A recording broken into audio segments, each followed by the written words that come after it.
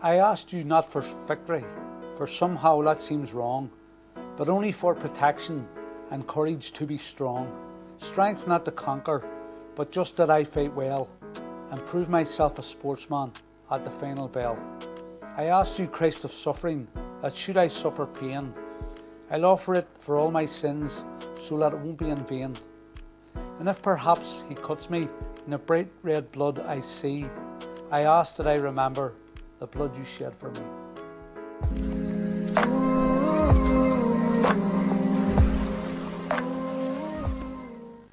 So, welcome to the Digital Jesus podcasts. I'm delighted today to be joined by Eamon McAuley. We're here primarily to talk about Eamon's book, Fighting to Find Peace. But we're recording this as part of our Divine Mercy Novena this year. So we are going to be focusing a bit more around looking at Eamon's faith journey as part of the book. So first, just to say welcome on behalf of the Divine Mercy Prayer Group. Thanks for taking the time, Eamon, and looking forward to our little chat today. Delighted to be here. Okay, well, let's just and we're going to do this kind of interview style. I just want to begin in the book, Eamon. You say that maybe I'll answer this in the actual question, but you might want to add something to it. You said part of the reasoning you never really intended to write the book for public consumption as such. It was more you found yourself writing stories about Ardoyne, and you couldn't stop, and that you found writing the book therapeutic. So I've put down. I hope you don't mind me beginning by saying. So you're 54 now. So basically the opening question I've got is, so why a book and why now? Why this book and why now? Just my love for writing has just got greater and greater. And as I say, I used to write for the Horizon with Eddie McAuley. I used to submit wee stories that Eddie would publish, and just discovered a real joy in writing. And the real joy of the book was writing it. Then I had to type it all out. That was a bit of a chore. But writing it, I found very therapeutic. I found it lovely, and reading it back, it was a joy in writing it. Good man. I like the fact that you're writing, because it's kind of a lost art now. So you enjoy writing. Listen, that's as good an excuse as any. And if it was therapeutic. So listen, what is we're going to get to the faith aspect, as we say, but we just want to lay the groundwork, as I say, to talk a wee bit about your personal background, because in large part that's what certainly the beginnings of the book in particular. You know, you say that the book's dedicated to the people of Ardoyne. And in a large part it's about growing up in the north of Belfast in the 70s and beyond. Of course, this is during a period of time which is known as the Troubles. So let's start there. Well, I was born in January 1966, and the Troubles broke out in 1969. So I never knew anything but the Troubles. So it just became normality, because I never experienced anything else. We grew up. I mean, two of our favourite games was hopping lorries and chasing rubber bullets. You know, we got on with life, and it was tumultuous, horrific. And we had neighbours either side of us in Fairfield Street that were shot dead. Margaret McQuarrie and David McAuley, no relation. My father was shot 3 times, and he was in a big car bomb explosion. He also had his hands beat with a hammer by the IRA. I had many friends died during the conflict, including 2 best friends, Danny Barrett and John Todd. So you know, it was terrible times, terrible ordeal. But as I say, I never knew anything else. But the boxing was my salvation. You know, boxing was my life, and I wanted to be a world champion, and that took me away from the Troubles. I was never involved in anything, never involved in any paramilitaries. I just lived for the boxing. But Ardoyne's a great community. I love Ardoyne with all my heart and soul, and wonderful people had to endure this terrible, terrible ordeal, but they did. We just went about our daily lives and trying to live our lives as best we could. So just want to talk about your wee bit of your heritage, because you're from boxing heritage. I know your granddaddy was a boxer, and your uncle Rinty Monaghan was. I'm speaking a bit out of my game here, but you can say better. I know he would have been well known in that business as a champion. Also, who was Rinty, and do you want to talk a wee bit about your boxing heritage? Well, in horse racing terms, I would have been known as a thoroughbred because it's in the breeding. And my father's father, my granda Harry McAuley, was a professional pugilist. He was from Portrush, and he was a Northern Ireland area champion way back in the 40s and early 50s, professional champion. That was in my father's side, and my father's mother's side was Rinty Monaghan, who was flyweight champion of the world. He was also British, European, and Commonwealth champion, as well as being undefeated, undisputed world flyweight champion. And that's in the days when it was 8 weight divisions, when Joe Lewis and Sugar Ray Robinson were champions, when legends were world champion. That's when Rinty Monaghan was world champion. And my uncle Sean, my dad's brother from Leganeel, he's run the boxing club up in Leganeel now since 1973, when the previous coach Terry McCafferty was shot dead while out doing a day's work. Sean took over then, and he's still there to this day, near 50 years later. So it's well ingrained in the family, boxing. I had a good footballing career, a bit of a precocious talent with the football, but I went for a trial one day at Somerton to decide. 3 lads from St Gabriel's went, and we were going to pick a Northern Ireland team, and we went to the trial. There was enough players to play off against each other, so my team won 4-2, and I scored 2 of the goals and featured heavily in the game. But my mates on the way home told me I was a cert to get picked, but I never was. And my school teachers thought it was down to the fact that I was a Catholic. So I quit football that day and started boxing. And I had a wonderful career boxing, travelled the world, met a lot of great people, and it was my salvation. As I said earlier, it took me away from paramilitaries and what was going on in my area at that time.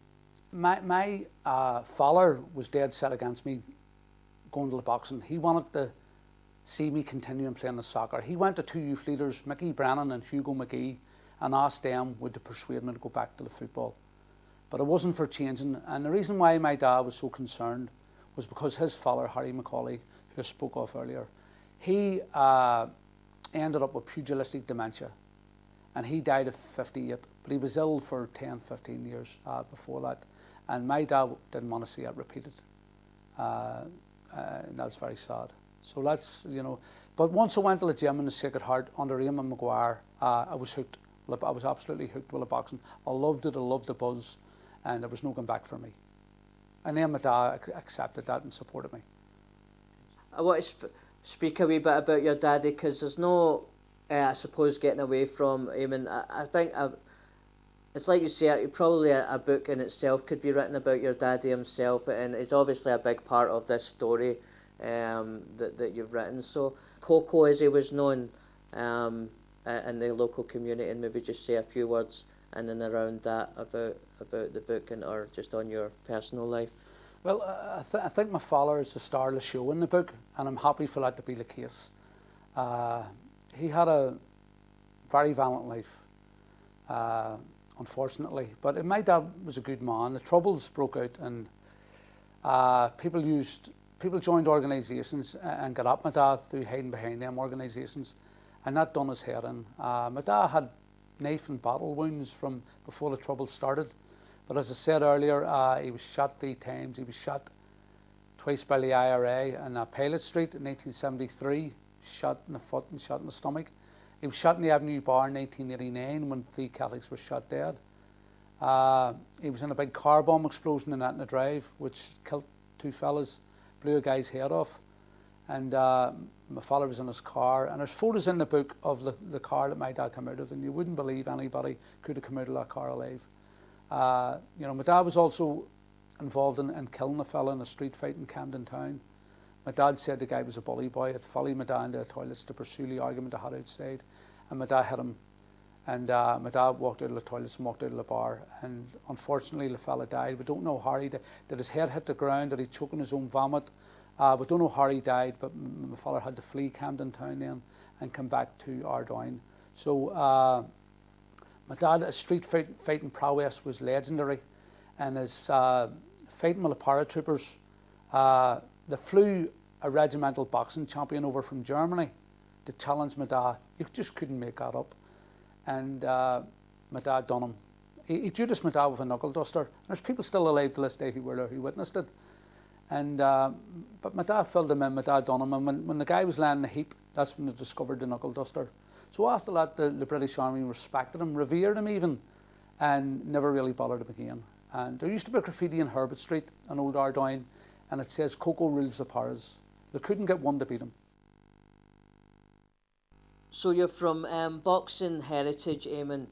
So let me start with a wee quote here, because your friend Barry McGuigan said in the foreword to your book that he had told Barry Hearn that you had the ability to be a world champion, but sadly the stars did not align for you as a pro, and that you did not get the breaks. And you yourself in the book, though, say later on that you simply thought that you were not good enough.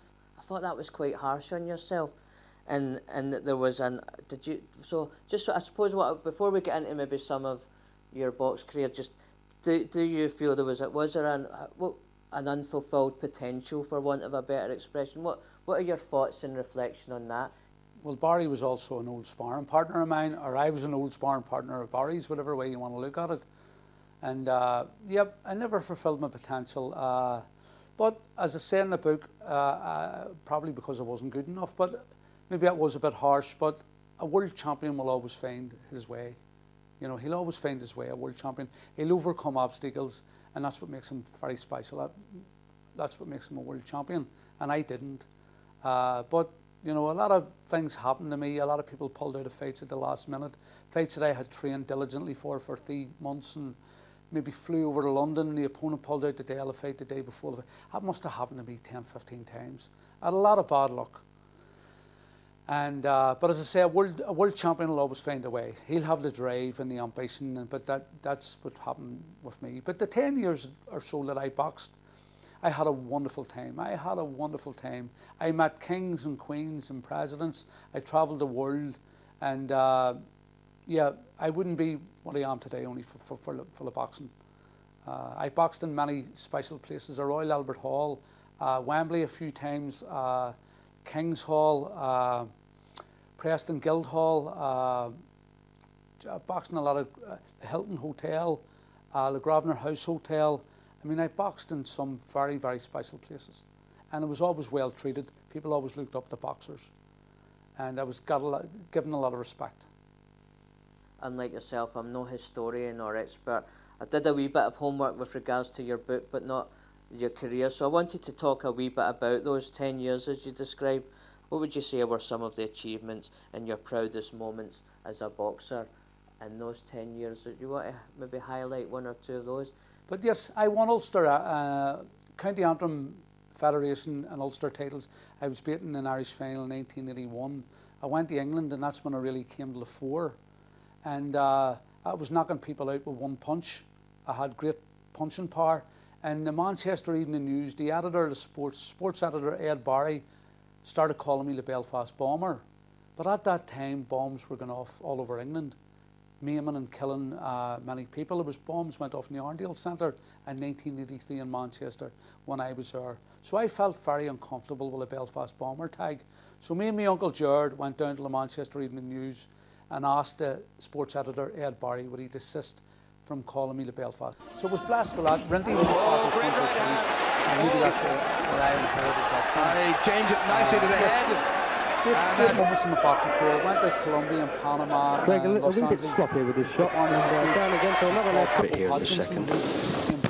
Short right. Commonwealth and European as well as WBC world champion. We sparred many I must have sparred about 15 world champions, legends like Jaime Garza, Gabriel Ruelas, Marcus Filizana, Antonio Esparza. Listen, loads of world champions, and I didn't ever feel that I was out of my league. I felt comfortable in there sparring with them, and just just unfortunately didn't fulfill my potential, but had 10 wonderful years boxing, and many, many, many highlights. And the people of Ardoyne were behind me. They used to come in their droves to watch me in the Ulster Hall and the King's Hall, and the black taxi drivers wouldn't charge me when they brought me down to Castle Street to the gym, Barney Eastwood's gym in Castle Street. When the taxi drivers brought me down to King Street and back, they would never ever charge me. So that was their way of supporting me, one of their own. The people, Ardoyne people, were 100% behind me, and it was just wonderful, wonderful times, wonderful memories. And there you go. I've asked the biggest achievements. Do you have a biggest upset? Maybe was there a match that always sticks in your mind, a boxing match where maybe it just one of those ones that haunts you, as they say? Well, two. Our biggest upset. There's two. Yeah, two. Getting beaten in the Irish final in 1981 by Billy Nicholson. I got stopped in the third round. It was the only time I was ever stopped. First time I was ever put down. I was put down twice in the mat in my career. This was the first time I experienced that. And it was just like the Rocky films portrayed it. You know, you hear the sound of the crowd and then silence, but you can hear your own heart beating as you're falling. You can feel yourself falling. And then when you hit the canvas, boom, the crowd all comes, the noise of the crowd comes back. And I got up, I beat the count, but the referee stopped me, and I was pushing the referee. I was furious because I had beat Billy Nicholson a few weeks before that in the Ulsters. That was a big, big disappointment. It took me a while to get over that. And then, of course, my professional defeat, the Andy Furlong, December the 3rd, 1987. It's tattooed in my brain. I was unbeaten then. I was seen as a massive big prospect. I was topping the bill in the next Barney Eastwood's next bill. It would have been a small hall promotion, and I was going to be topping the bill. But things went wrong that night with Andy Furlong. He was a southpaw. He came in at the last minute, and that was very tough to get over. I thought it was unbeatable. I really did. I went from having very low self-esteem and no confidence to being overconfident. And that fight there, that changed the whole dynamic. It took me a long time to get over that fight. It took me years. It affected my confidence for years. I need to mention this. You talk about it in the book, Eamon, and you've not brought it up yourself. You've been very humble here today. But it's one of the ways I came to know you, because it's the infamous story around Ardoyne, of course. Is you're shaking your head. You probably know what's coming up. It's the beating of the para, as they say. You talked about your daddy and his reputation with the paras, and this is obviously one of your crowning moments. And I forgot to mention that. Yeah. So do you want to, rather than me explain it, do you want to? It'd be good. Let's hear your take on the infamous 1985 ABA final. I got to the finals of the ABAs. There had only ever been one guy from the north of Ireland to win the ABAs. That was Jack Gartland in 1928, and he went on to the Olympic Games. So there I was in the form of my life. I was getting great sparring with Rocky Kelly and Billy Hardy, and I was knocking everybody out, and I was in the final of the ABAs, and my father was very proud. And the irony was that I was up against a paratrooper in the final. And with the whole history of the parachute regiment and the pain and the hurt that they had caused in my community, and my dad being synonymous with fighting with them and beating them on the street, you know, it did put me under an awful lot of pressure. If I had lost, it's still be getting a cost up to this day. Oh, you let that paratrooper beat you. But I was under so much pressure. I was only 19, my first year as a senior boxer, and Carl Crook was an established international boxer. He'd been 3 times combined services champion. He'd served in the parachute regiment, but when I fought him, he had left the parachute regiment then. 3 times combined services champion, twice ABA finalist, including the previous year where he lost the big one, the Alex Dixon Olympic year. So, I mean, yep, it was a tremendous fight, and I gave him a standing count in the second round, and then he gave me 2 standing counts, nearly had me out of there. But as he was coming in to finish it, I thought of my dad always preaching to me, catch him coming in, catch him coming in. When you catch him coming in, it's almost like you're punching twice as hard. And I was thinking that as Carl Crook came in to finish me, and I threw a right hand, and I just beat his right hand by a fraction, landed on his nose, and he went down in a heap. And that was it. The fight was over. His nose was broken 3 places. Oh, and he's got Crook. Now it's gone the other way. Would you believe it? That was, I had cue the celebrations. I had become the first, only the second Irishman, only the second Belfast man to win the ABA since Jack Gartland in 1928. And that would have been the highlight of my boxing career. And 2 days after that, my dad was sitting in his house in Ardoyne, Homedean Gardens. This was May, it was a nice summer's day, so he had the front door open and the living room door open, and he's sitting watching a rerun of the ABA final when the RUC come in to issue my dad with a summons. But as I say, my dad was watching a rerun of the final, so the policeman says, "Who's that and what's that?"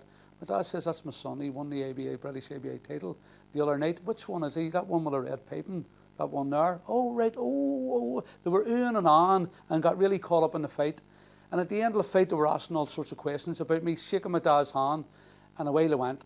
About 5 minutes later, they arrived back, rather sheepishly. They had forgot to give me my dad a summons. In them days, you had to put the summons into their hand. But my dad was long gone. He had put his shoes and socks on and had it over the backyard wall. So there you go. And the rest is history. The rest is history. As they say. Yeah. I'd done him proud and done the area proud beating the paratrooper. And me and Carl are still friends to this day. He would ring me occasionally and you know, he's talking about coming over here, but I would never bring him in the Ardoyne. I would meet him in the town or something. But I still have a lot of respect for him, and he's a good lad. And unfortunately, he's had a very hard life outside. Yeah, tough as well. Well, I was going to say, because there's a lovely little photo of you in with the fella in the book, Carol. I don't know if that's pre or post match. That's post match. Post match. The para I went to war with is the caption. And there's a lovely photo of you together after the fight, which is nice. And I also beat his brother, Nigel. His brother a boxer. Get that in. I've come to understand you're quite well respected as what you would call a boxing historian. You didn't just walk the walk. You can talk the talk as well. From what I understand, you know, you love it as a passion, as a history, and you know all that stuff. So, what would be your take on boxing today? And one of the greatest boxers ever come out of Britain and Ireland. Britain was Benny Lynch from the Gorbals in Glasgow, one of the greatest of them all. Unfortunately, drank himself to death at 33, but what a great boxer he was. Yes, the boxing today is not the same game that I fell in love with 40 years ago. It's becoming a bit of an ignominious mess, a bit of a joke. The proliferation of all these belts, WBA, WBC, WBU, IBO, IBF, silver belts, diamond belts, super champions. We're littered with belts. It's belts, belts, belts coming out of your ears. It's, you know, and these people like Eddie Hearn and Kinahan, I don't know, do they have boxing best interests at heart. Yes, when I grew up, I read magazines. When I fell in love with boxing, I really fell in love with boxing. I studied every aspect of it. I bought the Boxing News, which was a weekly publication, the Ring magazine, the Boxing Illustrated, the KO magazine. I read them all and was fascinated with all these characters that come out of the 20s, the 30s, guys like Harry Greb, Jack Dempsey, and they're indelible in my brain, tattooed in my brain, and I have a real passion for boxing. But just sad to see the way it's going today with bloggers and YouTubers and Conor McGregor's and guys getting 100 million a fight. When I think of black guys like Charlie Burley in the 30s, never even got a sniff at a world title shot because of the colour of his skin, it makes me so mad. But the amateur boxing is, I'm still in love with the amateur boxing at grassroots, but the boxing might be cut from these next Olympics.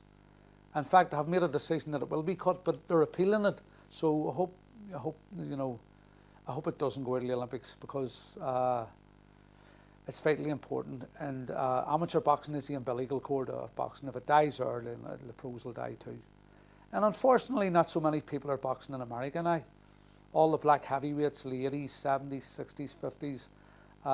You know, there's too many choices now, the kids. But as I say, if we can get back to one champion, like there was in my great uncle Randy Monaghan's day, if we can get back to that where it's a lot simpler, you know, that would be good. Because it breaks my heart the way boxing is today. There you go. Thanks for sharing that, Eamon, and I'm sure the boxing aficionados out there will relate to a lot of what you're saying. So thanks for sharing that. Okay, well listen, before we wrap it up here, I want to just let people know how they can, of course, get a hold of the book, where, as we say, a lot of this, what we've talked on in and around today, is unpacked more. And a good read. I just really hope people will take the opportunity and they pick it up, because like I was saying to him, some people might think under the illusion it's just a book about boxing or sport or somebody's life, but it's a lot more than that, and especially, as I say, from the faith element, in the context of what we're sharing this, it's all in there. So I'd hope people might take the opportunity to pick it up and read a lot more of the stories than what we've shared here today, Eamon. There's a lot of humour in it too. And there is. It's good comedy. You had a comedian. You'd mentioned 4 people that inspired you, if I remember rightly, at the end, and I'm sure one of them was a comedian. Ronnie Barker. Was it Ronnie Barker? A wee bit before my time, as they say, but I know the name all right. But there you go. So, but there is good humour, and well, anyone that knows Eamon, he spent the day together. He's been cracking the jokes, as they say, as we go along, which has been appreciated. Keeping it light. So, well, listen, I suppose the thing to do is, Eamon, let folk know how they can get it. For locals, a lot of our viewers are local, so if you are local to Ardoi and Belfast, how can you get a hold of it, Eamon? And if you're a wee bit more international, is there a way of getting hold of the book? Well, if it's local, 71 Highbury Gardens is where I live. That's where you'll get the book. You can't get any more local than that. Just rap his door, as they say around here. Just rap my door. No delivery, no P&P. That's true, yes, cheaper. And of course, all the good bookshops, Waterstones, W.H. Smith, Easton's, they all have it. Well, so if I think there was one question that I didn't. You've mentioned some inspirational figures, Eamon, in your life.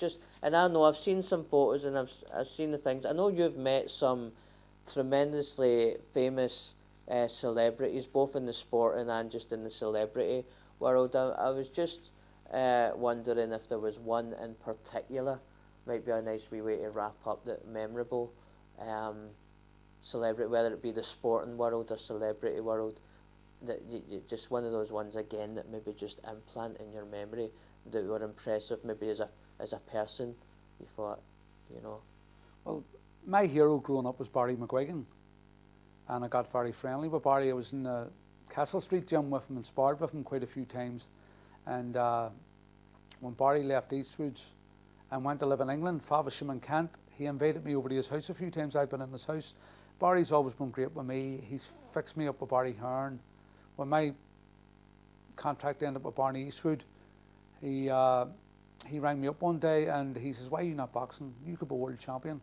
And he fixed me up with Barry Hearn. Barry's always been there to help me. He's done the forward in my book. We would be in regular contact to this day. And Barry was a hero of mine, and he's remained a great friend. So Barry has been an inspiration to me. I loved him as a boxer, and he's a good person. And he gets a wee bit of flack sometimes, but I can only speak as I see. And I know other guys, other friends, Eamon Lochran, Damien Danny, quite a lot of the other guys that I can mention, that Barry's tried to help in their careers. So Barry's been an inspiration to me. Well, there we go. Listen, on that note, then, just on behalf of the Divine Mercy Prayer Group, on behalf of our Divine Mercy Novena this year, thanks again, Eamon, for taking the time to. Thank you for devoting a bit of energy, a chunk of your life into the book and sharing that with us. And thank you for taking the time today and for the Novena to come down and share some of that with us. So until next time, as we say here on the channel, peace, love, and God bless. And he stopped. It's all over.